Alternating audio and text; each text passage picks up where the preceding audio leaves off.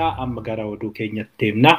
Oduun keenya har'aa oduu gurguddaanii oduu waraana kaabaa isinitti himna. Waraanni kaabaa Eritiraa fi Wayaanee yookiin abbutti akkuma itti fufetti jira. Gargaarsi ammas kennamaa hin jiru. Oolmaa Oromiyaatiin duula haaraan Jawaar irratti akka baname isinitti himna. Isaat poolisii federaalaa wajjiniin ayyaana kabajachuuf isinitti himna. Hidhamtootni lamaan tokko hiikamanii jiru. Waa isaanis isinitti himna. Waldiddaa PP keessaa akka haaratti deemaa jirus isinitti himna. Tamsgeen basaastota 250 ol ari'e. Waa isaas isinitti himna. Sanaan alau sochii Sudaanis isinitti himna. Sochii Sudaaniin maal akka gochaa jirtu keessattiyyuu sochii Sudaanii kanaanii Sudaanii fi milishaan Amara akka wal waraanaa jiran isaas isinitti himna. Erga isa isinitti himneen booda gama biraatiin immoo Ameerikaa keessatti har'aa waan nama gaddisiisutu ta'ee hedduu namni baay'een hedduu gaddeera. Egaa waa'ee Ameerikaa keessatti ta'ee kanas isinitti himna. Ameerikaa keessaa namni 4 du'eera Hookara Kapitoolitti ka'eeni nama 4 oltu du'e. Waa'ee isaas isinitti himna. Joo Biden Piresidantii ta'uusaa Koongiresiin mirkaneessee jira. Waa'ee isaas isinitti himna. Kanuma wajjin wal qabatee Trump hokkara uumuudhaanii himatamuudhaaf deemaa jira. Waa'ee isaas isinitti himna. Hanga dhuma sagantaa keenyatti akkan wajjiniin turtanne abdii qabna. Egaa hanga dhuma sagantaa keenyatti nu wajjiniin ta'a jechaa amma gara oduu gurguddaatti deemna. Oduu keenya jalqabaa waraanni kaabaa akkuma itti fufetti jira. Waraanni kaabaa amma keessatti gaggeeffamaa jira. Naannoo kaabaa iddoo garagaraatti waraanni kun kan inni gaggeeffamaa jiru. Waraanni kun iddoon inni gaggeeffamaa jiru keessaa tokko iddoo waraanni kun bakki itti gaggeeffamaa jiru Tigraay iddoo garagaraatti waraanni kun kan inni gaggeeffamaa jiru. Iddoo tokko qofa otoo hin ta'in baay'inaanii waraanni kun kan ammallee yeroo dheeraa fudhachaa jirudha. Waraanni kun egaa waraana Wayaaneetii fi waraana Tigraayitu waraana Ertiraatu wal rukutaa jira. Iddoo indaa bagunaa jedhamuu fi iddoo kisaad gabayaa jedhamutti baay'ee akka wal rukutanii fi hedduu akka miidhanidha. Gara tokkoon namoonni tokko akka dubbatanitti waraanni Eritiraa keessaa hajajoonni waraananillee achirratti wareegamanii jiru jedhama. Haala kanaan egaa loltoonni Eritiraa gara biyya isaaniitii gargaarsa argachuu akka hin dandeenyedha kan himamaa jiru. Walumaa galatti waan isaanii dhufu reeshiniin waan hunduyyuu isaaniif akka barbaadetti gahaa akka hin jirredha kan dubbatamaa jiru. Egaa kanaanis baay'ee cinqamanii akka jiranidha oduun keenya yookiin oduun achii qaarite kan nutti himtu. Egaa kana wajjiniin gargaarsis akka barbaadametti kennamaa hin jiru. Kana dura mootummaan gamtoomanii akeekkachiisee ture. Mootummaa Itoophiyaa wajjiniinis waliigaltee qabu ture. Waliigaltee kanaanii waraanni achitti gaggeeffamu kuni hunduma caala dafee akka qaqqabuu fi namoota baay'ee akka ammuma kana ga'u gaafatanii jiru. Haa ta'u malee wanti kun ammallee hojiirra oolaa jiru. Kun immoo biyyoota garagaraatti yaaddoo uumee jira. Egaa erga Joo Biden hojiitti dhufeen booda wanti kun sirraa'uu ni danda'a jedhameeti kan yaadamu. Ammaaf garuu homtu wanti ta'e hin jiru. Gatii gara oduu keenya lammaffaatti deemna. Oduun keenya lammaffaa oolmaa Oromiyaati. Oolmaan Oromiyaa egaa duula haaraan Jawaar irratti banamaa jira.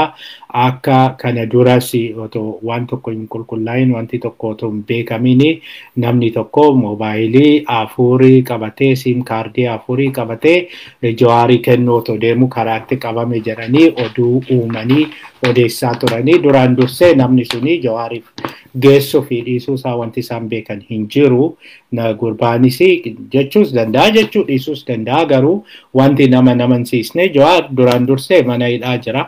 Mana hidhaatti immoo bilbila akka isan barbaachisne hin beeka. Waan karaa kamiin iyyuu akka isa hordofan hin beeka. Kana waan ta'eef iyyuu bilbila na barbaachisa jedhee namatti wanti inni himuuf hin jiru. Waan barbaades immoo namoonni baay'een dhaqanii waan gaafatanii fi namni kuni waan barbaade sana yeroo barbaadetti namoota sanitti ergachuu danda'a. Kanaafi wanta waliin fakkaan wanta tasuma waliin fakkaannedha. Wanti isaan godhatanii wanti isaan jechuudhaaf deemanii lammaffaa egaa har'a kan isaan odeessaa jiranii miidiyaan biyya tokko FM biyya tokko biyya keessaa tokko akka ibsuu yaaletti maqaa balleessuu yaaletti jechuu wayya himoota ta'e maqaa balleessuu yaaletti mana inni keessa jiru keessaa siimiin argameera akkasumas bilbilli argameera bilbilli mana isaa qofa otoo hin ta'in namoota gurguddoo kan biroo keessaas achi naannoo sanitti kan hidhamanii isaan keessaas argamee jira kan jedhanidha.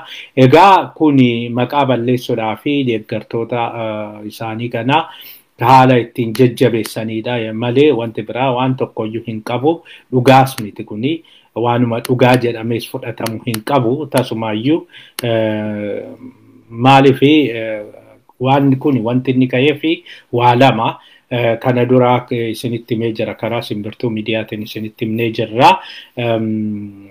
Jawaar irratti homaa argachuu hin dandeenye jarri wanta Jawaar himachiisu wanta Baqqala Garbaa himachiisu tokkoyyuu argachuu hin dandeenye. Kanaafi namni qorataa isaa turee ani waan tokko waan isa himachiisu argachuu hin dandeenye jechuu isaatiin qofa achiin booda namticha kana ajjeesuu barbaadanii iddoo wayiitti siviilii fakkaatutoo nama dhaqii qabii fideedhanii poolisiidha namni kuni egaa qorataa yakkaati.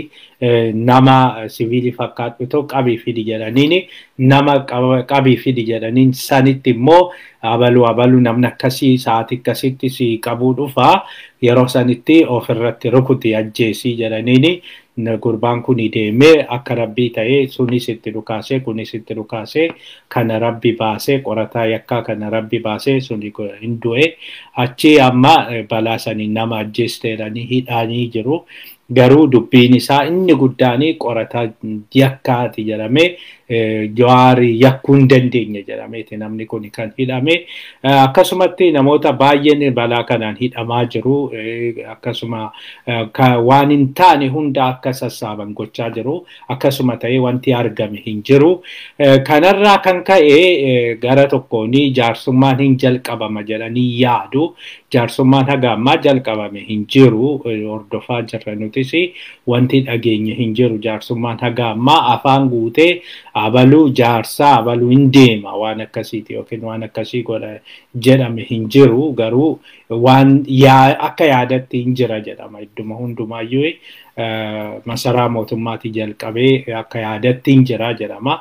Egaa isa kana oduu akkasii kana waan dhaga'anii fi oduu akkasii sanaaf jecha kan isaan amma yaada kana fidanii yaada akkanumaanii yaada tasuma fudhataman qabne kana fidanii kan isaanii egaa balaaleffachuu barbaadanii. Kanaafi mana Jawaar bakka Jawaar mana ciisichaa Jawaar keessatti siimiin argame maaliin argame kan jedhanii walumaa galatti egaa rakkoon akkasii jira jedhameeti kan yaadamu.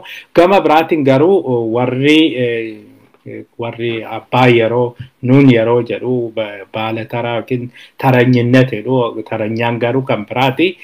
Taranyoonni kuni amma miidiyaan isaat poolisii federaalaa wajjiniin ayyaana qillee kabajee jira.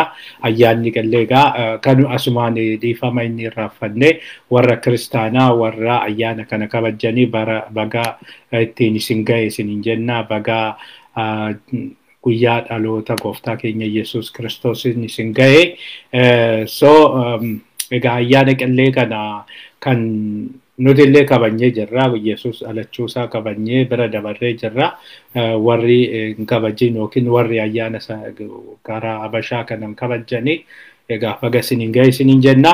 Hundaafuu ayyaana qillee kana kabajuudha jedhaniiti achuma Meeksikoo biiroo waajjira federaalatti waamaniiti jedhanii haala sanaanii miidiyaa garagaraa yeroo baay'ee ispoonsara godhu miidiyaa garagaraa dhaabbanni garagaraa ispoonsara godha waanuma baratamee jirudha.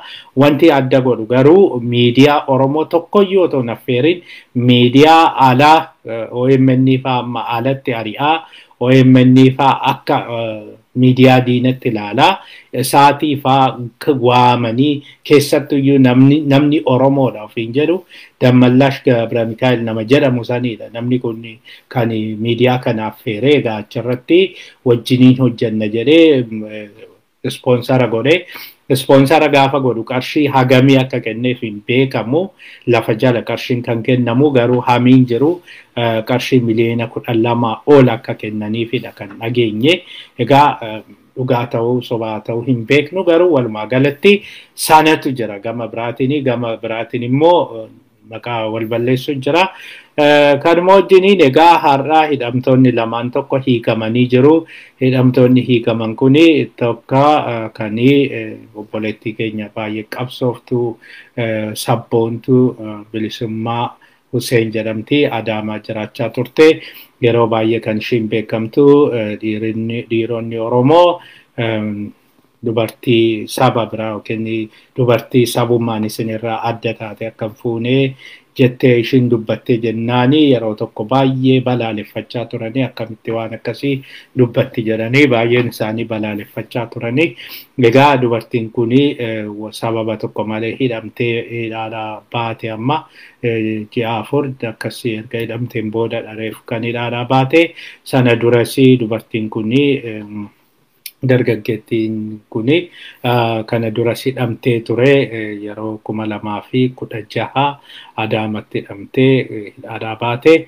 Sanaan alasi Alamaayyoo Diroo har'a gadhiifamee jira. Alamaayyoo Diroo jataa baankii ture akkasumas bakka bu'aa ABO ture. Innis yeroo dheeraa erga hidhameen booda har'a hidhaadhaa bahee jira. Egaa baga Waaqayyoo isin lamaanuu hidhaadhaa baasee isiniin jenna. Sanaan ala waldiddaan PP fi waldiddaan PP Amara fi Oromia akkuma itti fufetti jira. Egaa amma karaa isaanii warri PP kuni direct walitti dubbachuu dhiisanii jiru. Maaliif ergaan waan isaan keessatti mari'atan suni ifa ta'ee jedhee achiin booda kunoo laalaa walii galaniiyyuu waliin galanii. Egaa waliigalteen isaanii waliin gallu jedhanii walii galanii erga jedhamee himameen booda amma wanta biraa kaasanii jiru. Wanta biraa dubbachaa jiru karaa isaanii otoo hin ta'in karaa nama isaaniiti kan dubbachaa jiranii. Warri keenya nama akkasiis hin qabanii duraan dursee uummata Oromootiin waan wal lolanii jedhanii fi uummanni Oromoo wanti inni godhuuf hin jiru. Uummanni Oromoo wanti inni ilaaluufis hin jiru. Garuu gara biraatiin ifama gama biraatiin uummanni Oromoo wanti inni ilaaluuf hin jiru. Uummanni Oromoo dhimma isaanii sirraan qabu akkas ta'e kanas ta'e garuu isaan namoota qabu namoota ofii isaanii qopheeffatan akka Tamsgeen amma ifatti bahee dubbachaa fi jiru. Tamsgeen Tamsgeen Dassaalenyi kun akkuma kana dura isinitti hime icciitii mootummaa hedduu qaba. Icciitii mootummaa hedduu kennuu fi haala kanaan yeroo darbee yeroo Itaamaዦorichi aangorraa bu'e jedhama. Itaamaዦorichi aangorraa bu'e Itaamaዦorichi aangoo irraa bu'e otoo hin beekin otoo inni hin beekin xalayaanii waajjira isaatti dhufe jedhee kan baase isaadha. Yeroo san guyyaa san mana isaa jiraa ture. Yeroon sun immoo yeroo waraanaa ture. Yeroo waraanni kaaba geggeeffamaa ture. Namni gaazixeessaa ta'e tokko namni jechuun otooriitii jechuun mirga hin qabne tokko yookiin icciitii biyyattii sana beekuudhaaf mirga hin qabne tokko otoo namni tokko isa dhoorkin callisee mana yookiin waajjira Itaamaaዦrii tokko deemee dhimma waraanaa isa wajjin mari'achuu jechuun maal jechuudha. Kanaafi egaa karaa isaaniiti kan isaan dubbachaa jiranii karaa namoota biraas akkasuma dubbachaa jiru karaa aktivistoota gaazexeessitoota jedhanii akkasuma dubbachaa jiru inni guddaan isaan amma gochaa jiranii maqaa yakkuudha dadhabaadha gatatiidha maalidha ba'aadha isaantu nu qabe isaan baannee deemuu hin dandeenye waan akkasiiti kan isaan jechaanii jiranii kanaan egaa baay'ee isaaniyyuu baay'ee ofitti gadduu qabu tureyyuu lammaffaa isaanis waan jara kana karaa ittiin ofirraa dhaan qopheeffachuu qabu tureyyuu icciitii garagaraa icciitii jara kanaa baasuun isaanirra jiraa ture garuu hundi isaaniyyuu akkasumatti deemanii duraan dursee kan warri Amara dura hojjechaa ture Wayaanee rukutuudhaaf Wayaanee yakkuu ture karma hundaan karaa isaan qaban hundaan itti duulanii Wayaanee yakkuu ture Wayaanee erga yakkaniin booda dhumarra cubbuu Wayaanee baay'isanii kunooti cubbuu Wayaanee jedhanii rukutaa jedhaniiti kan isaan rukutanii kanaafi rukuttaan ittaanuu jara kanaafi deemaa jira. Isaan garuu kana hundumaayyuu callisanii ilaalaa jiru waan godhan hin beeknu gama biraatiin namtichi amma haaraa reefu muudamee Tamsgeen jedhamu basaastota 250 ol ari'ee jira basaastonni kuni basaastota akkanumaanitti jalqabee hanga hoggantoota daarektarii isaan jedhaman sanii kan ga'uudha haala kanaan egaa wanti dubbatamaa ture. Biiroo basaasummaa kanaa duraan dursee Wayaaneetu to'achaa ture. Wayaaneetu namoota ishii bakka buufatee informationii namoota sanarraa akka kennan gochaa ture jedhaniiti kan isaan shakkanii. Amma garuu wanti sun jijjiiramee amma kan bakka buusate akka isaan taranyaa jedhan sanii warra taranyaati kan bakka buusate haala kanaanii taranyoonni kunii amma eenyuun Gammallash Gabra Mikaa'el inni Oromoo bakka buusee jedhaniiti kan isaan shakkanii namoonni ari'aman kuni hedduun isaanii Oromoo fi Tigraay naannoo Oromootii fi naannoo Tigraay kanaafi Tamsgeenii kana duraa ittiin to'anna keessattuu jiddugala kana ittiin to'anna jedhee warra jiddugala kana keessaa akkasumas iddoo garagaraati Oromoo fidee galchee jira sanirraa warri Tigraay sin tuqamne amma garuu kun hundi diina keenya isaan kuni icciitii dabarsanii diinaa kennaa turanii akkasumas icciitii fiduu hin dandeenye argachuu hin dandeenye kana waan ta'eefi jedhanii namoota kana ari'anii namoota Amara ta'an qofaanii bakka buusuudhaaf isaan qofatu amanamaadha jedhaniiti kan isaan yaadanii kan amanamu Oromoon ammaanichi amanamu Tigreen ammaanichi amanamu sabni biraas amanamu kanaafiyyuu kan amanamu warra Amara qofaadha jechuudhani egaa garasitti isaan kan isaan deemaa jiranii. Egaa yoo dhuguma isaan baasu ta'e bullee ilaalla hundaafiyyuu wanti jiru kana gama oduu keenya sadaffaatti deemna oduun keenya sadaffaa waa'ee Suudaaniiti waa'een Suudaanii milishaan Amaratii fi loltuun Suudaanii eda warra kutanii jiru jedhama. Egaa warra kuttaa kanaanis dhiibbaa miidhaa guddaan irra ga'ee jira jedhama. Warri Amara kana hin baasne yookiin hin dubbanne namtichis namni diinaa muftii kan waa'ee haajaa biyya alaa sanaa waanuma tokko dubbachaa jira. Akka inni jedhutti ammaanachi Suudaaniin waanuma feete yoo goote yoo Gondarillee dhufte magaala Gondarillee yoo qabatte nuti Suudaanii hin waraannu jedhee jira. Kana jechuun Suudaanii sodaannee jira jechuudha gama biraatiin Suudaanii waraanu jechuun guutumaan guututti harka kennachuudha jedhanii jiru. Gama tokkoon sababni isaan kaan warri keessa beekan akka dubbatanitti Suudaanii irratti kan garaa jabaachuu dadhabanii fi tokko humna waan hin qabnee fi humna tokkoyyuu hin qabanii humna bakka hin qabnetti immoo waraana kana geggeessuun waraana kanatti galuuni kufaatiidha kufaatii guddaadha jedhanii jiru. Gama biraatiin waraanni Suudaanii wajjin kan hin banamnee fi hidha Abbayaa naannoo daangaa Suudaanii sanirraa kiiloomeetira 20 qofa kan inni fagaatu waraana kana Suudaanii wajjin hin jalqabna yoo ta'e Suudaaniin direct karaa kaabatiin waraanuu dhiste karaa kibbaatiin karaa hidha Abbayyaa kanaan dhufti karaa hidha Abbayyaa kanaan dhufte sana booda meeshaa gurguddaadhaan hidha Abbayyaa sana rukutuu dandeessi lammaffaa waraannichis naannoo sanatti akka geggeeffamu gochuudhaan rukutuu iyyuu baattuu waraannichi naannoo sanatti akka geggeeffamu gochuun hidha Abbayyaa suni akka dhaabbatu gochuu ni dandeessi haala sanaan hidha kana dhaabsistee achiin booda harka nu micciirtee gara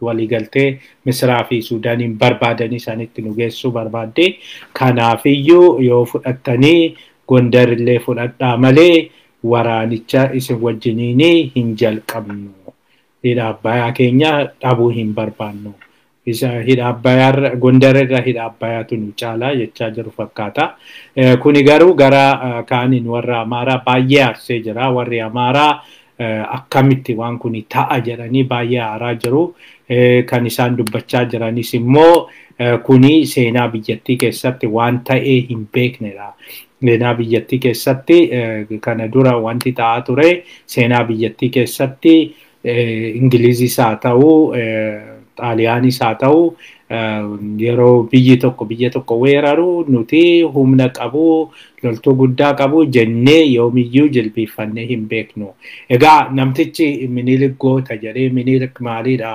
Xaaliyaanii weerare warra faranjii jilbiifachiise warra daangaa keenya takkaayyuu akka daangan keenya hin tuqamne godhe jedhee faarsaa ture suni deebisee akkana gaafa godhu baay'ee itti aaranii jiru namtichis mooraalii akkamiitiin fuulduratti akka bahee dubbatu hin beekamu duraanii warra kana faarsaa ture amma daangaan biyyattii karaa hundaan gaafa cabu asiinii warri Eritiraa Tigraay keessa galanii waan barbaadan balbala fooddaa distii fi qorqoraallee gaafa fudhatanii deemanii warri bilchiginnaa tokkoyyuu namni tokkoyyuu wanta kanaa dubbataa jiru paarlaamaan biyyattii wanta kanarratti wanti dubbatee hin jiru kuni egaa rakkoo guddaa uumuun isaa waan hin oolledha rakkoo kana egaa fuulduratti akkamitti namichi kun akka keessaa bahu hin beeknu hundaafiyyuu egaa waan kanatu jira kanaaf Suudaanii wajjiniin wal waraansi jedhamu hin jiru jedhamee jira. Kanaan gara oduu keenya gara dhumaatti deemna oduun keenya gara dhumaa har'aa hokkara hamaatu Ameerikaa keessa ture Ameerikaa keessa Washington DC'tti hokkarri kan ture hokkarri kuni Pirezidaant Tiraamp hin filatamne bara kana filannoo bara kana gaggeeffame irratti waan kufee jiruu fi har'a immoo Koongiresiin Ameerikaa walitti qabamee waan Joo Biden Piresidantii ta'uusaa kan mirkaneeffatu ture. Egaa haala kanaanii sagaleen isteetii hundumarraa Electoral College jedhamu kuni isteetii hundumarraa iyyuu dhufe. Isteetii 50 jira 50 iyyuu dhufe Koongiresiitti dhiyaate Koongiresiin sagalee sana mirkaneessee achiin booda har'aa jalqabee karaa seera qabeessaan Joo Biden Piresidantiidha. Haala kanaan immoo torban lamaan booda Pirezidaantii biyyattii ta'ee Tiraamp irraa aangoo fudhatee hojii isaa jalqabaa jechuudha. Kanaaf ture Tiraamp warra hiriira bahanii hiriira san irratti argame warra hiriira bahanii nan saamame sagaleen keenya hin saamame dogoggora hedduutu jira jedhee jira dogoggora muraasa kaasaa ture. Dogoggorri inni jechaa ture Joorjiyaa keessattuu Joorjiyaas bakka silaanan mo'ame kan jedhu iddoon inni guddaan tokko isteetii Joorjiyaati. Isteetii Joorjiyaatti waan sadi dhiyeeffate duraan dursee warri du'e filatanii jiru. Sagalee namni du'e kennee jira jedhee himatee jira. Kanas dhuguma namni lama kan du'e garuu sagalee kennan jedhamee argamee ture. Inni garuu kan inni jedhu sagalee 5,000 fi wayitu argamee jira. Sagalee lama argame jechuun immoo sagalee kana yookiin jijjiirama kan hin fida jedhamee yaadamne tokko kan inni himate kana inni lammaffaa baalooti yookiin saanduqa filannoo sana saanduqni filannoo suni teebilii jalaa dhoksanii teebilii jalaa fuudhanii lakkaa'anii jedha. Isas erga qorataniin booda dhuguma saanduqni teebilii jala kaa'ee saanduqni suni garuu waan warruma lakkaa'u santu achi jala godhee achi jalaa fuudhanii lakkaa'anii kun idduma hundaayyuu kan jiru saanduqni suni iddoo biraatii dhufee yookiin iddoo biraatii argame kan jedhu sababni tokkoyyuu ragaan tokkoyyuu hin argamne jedhe. Egaa Tiraamp kana viidiyoo qaba jedhee viidiyoo argisiisetti viidiyoo kanaanii saanduqni kuni minjala jala ture minjala jala hoo baasanii lakkaa'an argeedhe. Garuu saanduqni kun alaa yoo galuun argamne minjaluma jala ba'uu isaatii sanirraanii chaappaa ofirraa qaba waan hundaa ofirraa qaba. Kanaanis jala koffisanii gama biraatiin immoo yeroo gara galgalaa keessaa guyyaa tokko yeroo otoo lakkaa'aa jiranuu warri Rippaabilikaanii warri taajjabdoonni keenya bahanii deemanii bishaan gadi nam'ee bishaan sanaa gadi nam'e jedhamee achiin booda bahanii deemanii jedha. Kanaanis bishaanichi kan dhangala'aa wayii kan dhufe mana fincaanitii innis immoo gasuma qulqullaa'ee lakkoofsitti fufee warra Rippaabilikaanii deemanii ture. Warra Rippaabilikaanii qofa otoo hin ta'in warri Dimokiraatis deemanii ture. Sana jechuun deemaa kan jedheenis hin jiru hin deeminaa kan jedheenis hin jiru. Deemuus hin danda'u deebi'uus hin danda'u. Isaan maa deemanidha jennee sagaleen kun sirrii miti jechuu hin dandeenyu. Isaan achitti argamanii waan sana laaluun dirqama isaaniiti. Yoo humnaan achi deemanii jiraatanii hin ilaalamaa ture jedhanii jala koffisanii. Kanarraa kan ka'e egaa iddoo himata 11 ol Tiraamp dhiyeeffatee ture. Himata 11 ol Tiraamp dhiyeeffate hundumtuyyuu jala kufee achi har'a isa dhumaa Mike Pence'itti ittaanaa pirezidaantii kanuma isa wajjiniin dorgome jechuudha. Silaa innis isatti himatee waan kana dhaabsisii jedhanii ture. Akkasumas itti gaafatamaa yookiin afyaa'ii Seneetii Ameerikaa McConnell isattis himatee ture. Waan kana dhaabsisaa jedhanii ture. Isaan garuu waan kana hin dhaabsisne maaliifi seerri naan eeyyamuu jedhe. Mike Pence seerri naan eeyyamu seerri waan naan eeyyamnee fi seeran alaa isiif jedhee waan kana keessa hin galu siin dhaabsisuu jedheeni. Achirraa kan ka'e egaa Tiraamp kan aare sanaan alas Tiraamp wanti aarsee kaleessa Joorjiyaatti filannoon geggeeffamee ture. Joorjiyaatti filannoon kan geggeeffame Seneetii filachuudhaaf egaa Joorjiyaatti kana dura akkuma isinitti hime Tiraamp nan mo'adha jedheetu mo'amee Rippaabilikaan warri Dimokiraatiin tokko Joorjiyaatti yoo mo'atu waggaa 25 moo 26 asii isa jalqabaati. Kana dura Joorjiyaatti erga Clinton mo'ate asii achitti Dimokiraatiin tokkoyyuu mo'atee hin beeku. Egaa Joo Biden barana achitti mo'achuun isaa Tiraamp baay'ee aarsee jira. Sanarratti immoo wanti baay'ee aarsu Joorjiyaadhaa duraanii yeroo hundumaayyuu Rippaabilikaanotatu Seneetitti filatama. Amma kaleessa filannoo haaraa geggeeffameen filannoo Seneetidha geggeeffameen lamaanuu Dimokiraatotatu mo'ate. Kana jechuun Seneetii keessatti amma Dimokiraatonnis 50 qabu warri Rippaabilikaanis 50 qabu jechuudha. Kanaafi amma sagaleen caalaa gara Rippaabilikaanitti gara Dimokiraatitti kan inni deemu.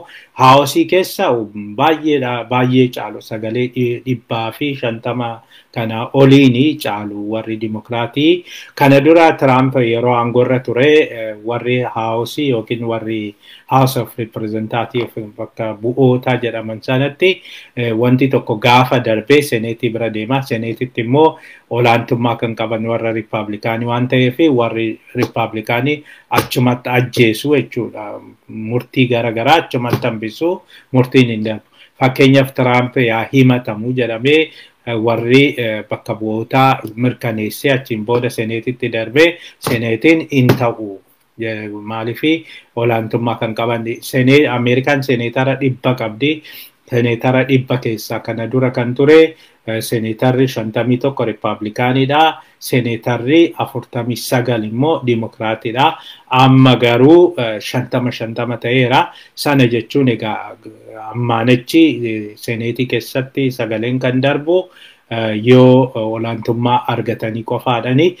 Keessattuyyuu amma haawusii keessaas namni tokko bakka waan sagalee namni tokko afayaa'ii waan ta'uufi iddoo afayaa'ii sanis egaa namni hin jiru. Haala saniin namoonni baay'een akka dubbatanitti afayaa'iin Rippaabilikaan irraa ta'ee garuu olaantummaa kan qabaatanii warra Dimokiraatitii jedhaniiti kan yaadani. Kanaafiyyuu amma walumaa galatti barri kan Dimokiraatiiti jechuudha.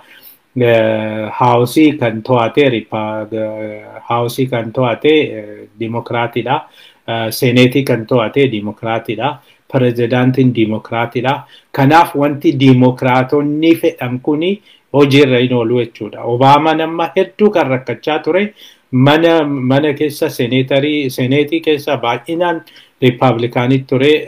Haawusii keessas baay'inaani warra Rippaabilikaanit ture. Hunduma caalaa haawusii keessa otoo hin ta'in seneetii keessatti kan rakkate. Obaamaanis ammas warri Dimokiraatii isa achitti rakkatanii amma garuu sana sirreeffatanii jiru. Pirezidaantiin Dimokiraatii, haawusii olaantummaa kan qabu Dimokiraatii, seneetii keessattis olaantummaa kan qabu Dimokiraatii waan ta'eef amma baay'ee olaanaa sagalee olaanaa argachaa jiru. Otoo jennu egaa asiin wanti isinitti himnu kan wajjiniin namni tokko indipendentiidha. Dimokiraatii qofa otoo hin ta'in Barnii Saanders indipendentiidha. Garuu indipendentii ta'ee inni Dimokiraatota caala Dimokiraatiidha. Jechuun ummataaf kan dhaabbatudha. Hunduma caalaa har'a yoo waa'ee Tiraamp dubbatu hin dhageenye malee boruuf iftaan dubbachuun isaan oolu.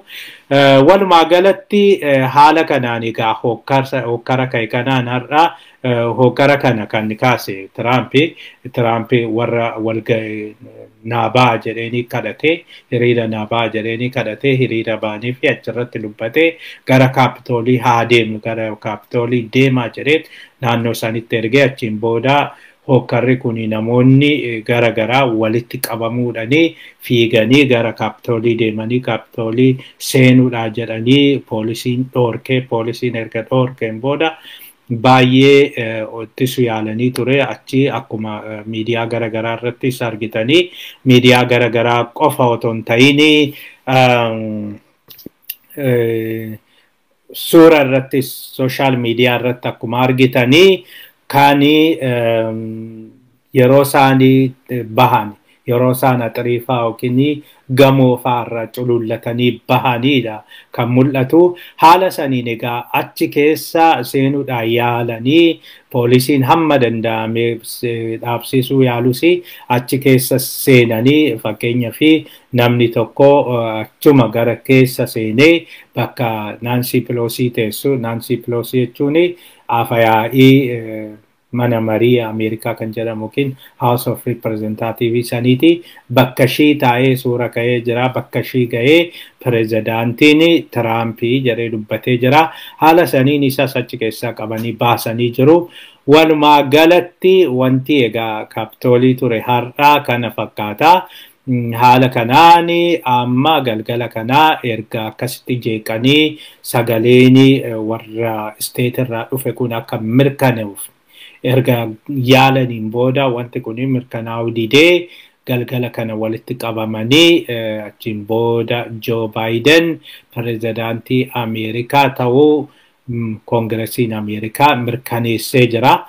Kana irratti egaa mormiin iddoo garagaraatiitti ka'ee ture. Fakkeenyaaf Joorjiyaa irratti ka'ee ture, Arizoonaa irratti ka'ee ture, akkasumas Pensilvaaniyaa irratti ka'ee ture, iddoo garagaraatti Michigan irrattis ka'ee ture.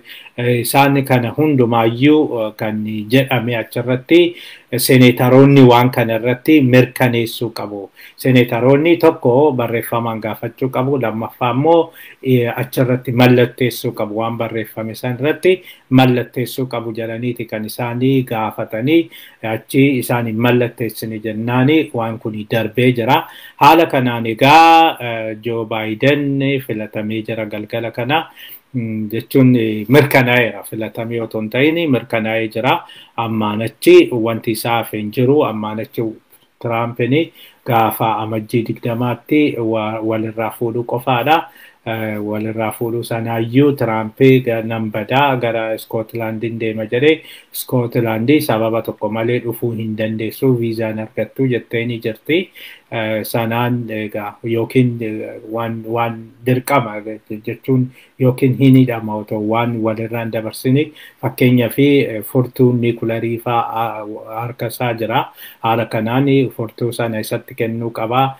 Akka seeratti illee seerri kan jedhu Mo'amees taananii guyyaa sanii achi ture kunooti isin galateeffadhaa uummata Ameerikaa hagana bulchee jira kana booda situ bulchaa jedhee kennuu deemuutu irra jira. Garuu inni kanan goone jechuun rakkisaadha jechaati kan isaan jirani. Walumaa galatti egaa wanti Ameerikaa keessa jiru kana fakkaataa Tiraamp hokkara kaasuudhaan hin himatamaa jedhamee jira. Haala kanaan artikilii himannaa kana yookiin waan inni ittiin himatamu kana barreessaa turanii Ilhaan Omarii faatu barreessaa jira jedhamee jira. Haala kanaan yeroo gabaabaa keessatti Tiraamp akka himatamuudha. Otoo aangoorraa hin ka'in yookiin otoo aangoo dabarsee hin kennini akka himatamuudha. Namoonni tokko tokko immoo namoonni hayyoonni kanumti hiriyoota koo ta'anillee wanti isaan barreessaa jiranii warra haawusitti warra walqunnamtii qabaniini himachuudhaa fi pirezidaantii tokko himachuudhaa fi yeroon hin daangessu kanaafuu dafee President Trump himatamee impeach ta'ee achiin booda mana murtii seera biyyattiitti akka seera biyyattiitti adabamuu qabaa jedhanii jiru. Amma egaa Trump aangoo kana gadhiisuudhaa fi guyyoota muraasa qofatu isaafee amajjii 7 guyyaa 13 qofa tafee guyyaa 13 keessatti dhugumaa waan kana raawwachuu hin danda'u ganaa waan laalamuudha. Lammaffaa erga aangoorraa ka'een boodasi himatamuun isaa waan hin oolle gaafa sanis dhimma san impeachmentii qofa otoo hin ta'in yakka garaagaraatiin gaafachuun ni danda'ama jedhaniiti kan isaan yaadanii. Egaa oduun keenya har'aa kanumaa waan nu dhaggeeffattaniif galatooma.